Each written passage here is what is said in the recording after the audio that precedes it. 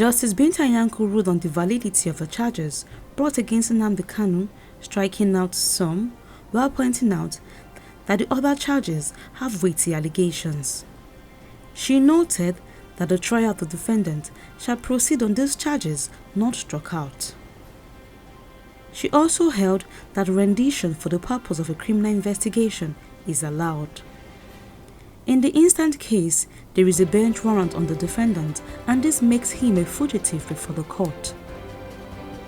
The court also stated on the issue of proscription of IPOB, the case is still on appeal and the order proscribing the organization is still subsisting until it is vacated. Counsel to Mr. Kanu moved an application for his bail, submitting that until a person is tried and convicted, he should be allowed to walk free. On his part, counsel to the federal government, Magaji Labaran, urged the court to refuse the application, adding that Mr. Kanu had allegedly violated the earlier bail granted him. He urged the judge to be guided by her discretion vis-a-vis the circumstances of the case, and in the alternative, should order accelerated hearing on the matter so that the defendant can know his fate one way or the other. Today, after the counts were quashed, we then proceeded to move our bail application. The defendant, Mazi Nnamdi Kanu, deserves to be granted bail. The case of the prosecution has always been, and this is sheer falsehood, that Nnamdi Kanu jumped bail, and that was why he was forcibly renditioned back to Nigeria. The court adjourned till 18th May for ruling on the bail application of Mr. Kanu. Celestina Iria, TVC News, Abuja. This annual Peace and Security Summit of the NSCDC in Delta State is coming just at the right time to talk about the importance of peace building ahead of activities leading to next general elections, which in previous years have been characterized by violence. Security personnel, youth corps members, traditional rulers, women and other stakeholders deliberated on ways to avoid violence in the face of disagreements. Every individual must embrace peace. It is a must. It is not negotiable. Every political party must embrace peace in order to create and sustain an environment for peaceful living after the election, to give way for development. We all need peace. We should all cherish peace. Any wrong done unto you, please try to repay it with what is better than what that person has done to you. If all of us play our roles in the family, in the society, or in every leadership position we have, we'll be able to ensure that there is peace in our country.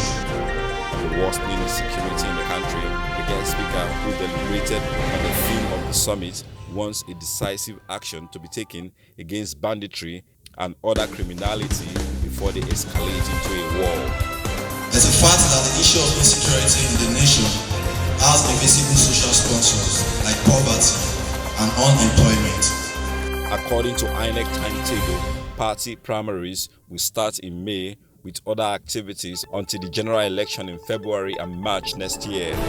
These participants want everyone to imbibe the spirit of sportsmanship in politics and to know that there is a country to develop even after the elections. Ikenna Amage, TVC News, Asaba. After its advocacy to the National Assembly in February on autonomy for all tiers of government, NLC is taking a step further.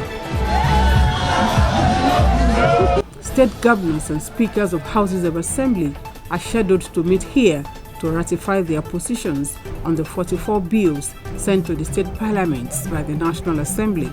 But the NLC mobilized its relevant affiliate unions to the venue to further push its demand for the passage of the bills, critical to the survival of its members.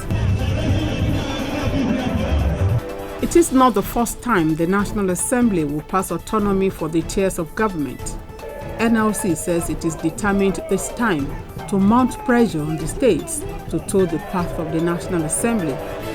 NLC President Ayuba Waba says the current wave of insecurity across the country is a pointer to the failure of the local government system. It's not only about siphoning their funds, it's also about having a credible election at the local government system, because that is why true democracy is being practiced. If we actually destroy democracy at the local government level, then you are sure that what you are going to have at the center will be a mirage. Other labor leaders added their voices. The workers said they will follow up the governors and the speakers should they decide to change the venue of their meeting. At least 24 of the 36 states should vote in favor of the bills for them to become law. These protesters, led by the NLC president, say on autonomy they stand, and all they ask from the governors and the speakers of the state houses of assembly is that they listen to the voices of the people. Joke Adisa, TVC News, Abuja.